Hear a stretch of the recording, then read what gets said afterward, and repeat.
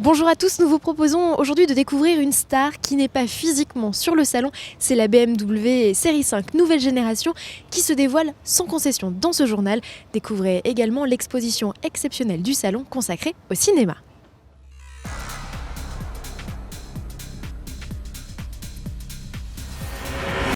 Sur le stand BMW du Mondial de l'Automobile de Paris, un modèle manque à l'appel, c'est la Série 5 et pour cause, le constructeur a choisi de révéler aujourd'hui la nouvelle et 7e génération de sa routière et ce sont vraisemblablement les visiteurs du salon de Los Angeles en novembre prochain qui pourront la découvrir en vrai.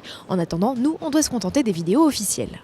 Cette nouvelle venue s'offre des lignes plus tendues et opère ainsi un rapprochement visuel avec la série 3 et surtout la série 7. Limousine qui ne lui a pas seulement transmis ses lignes, elle hérite également de son regard et de certaines de ses technologies comme la commande gestuelle du système multimédia. Dispositif que l'on affiche désormais sur un écran tactile de 10,2 pouces placé au sommet de la planche de bord. La série 5 reçoit également un pavé tactile au pied de la console centrale ainsi que la clé connectée permettant de stationner sa voiture sans même y être installée. Notons également l'entrée en matière du système de conduite semi-autonome dans les bouchons, d'un nouvel affichage tête haute en couleur ou encore d'une application mobile permettant aux propriétaires de visualiser en temps réel l'environnement de leur véhicule.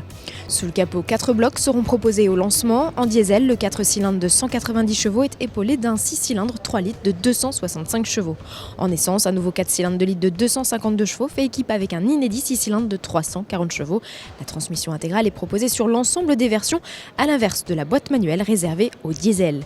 A noter qu'en mars 2017, une série 5 hybride et désormais rechargeable complétera le catalogue. Puissance à suivre. Et comme nous parlions de routière, un détour sur le stand Mercedes s'impose puisqu'à l'occasion du Mondial de l'Automobile de Paris, il présente une classe E dans une tenue de baroudeuse. Ce break, c'est la all-terrain, une nouvelle appellation synonyme d'aventure et de balade à travers champs. Et c'est à peu près tout car la classe all-terrain est loin d'être une franchisseuse, malgré son look exclusif, sa garde au sol relevée, sa suspension pneumatique et ses 4 roues motrices. Arrivée prévue au premier trimestre 2017 avec sous le capot un seul et unique bloc, un diesel de 194 chevaux. Terminons ce journal avec un détour dans le pavillon 8, là où les organisateurs, comme tous les 2 ans, nous concoctent une exposition à thème, après la mode ou la publicité. Cette année, c'est le cinéma qui est sous le feu des projecteurs. Quelles sont les voitures exposées? Pourquoi ce thème? Nous avons posé la question à Mathieu Flonneau, le commissaire de l'exposition. L'automobile fait son cinéma, moteur évidemment, c'est un point commun aux 2 arts que sont l'art de l'automobilisme et l'art du cinéma. Ils sont contemporains quasiment à la fin du 19e siècle.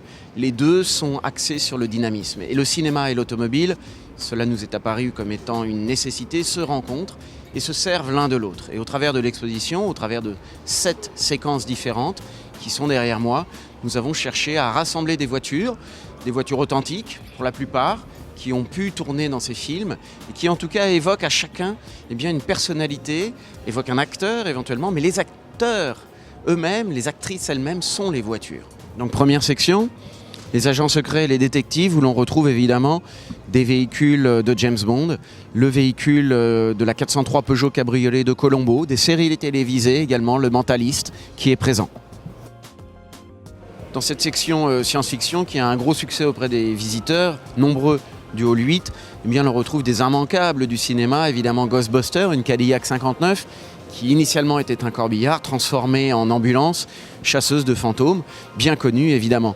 On a également une Plymouth Fury, qui est la voiture Christine, première voiture autonome finalement, jalouse, qui finira par tuer son propriétaire.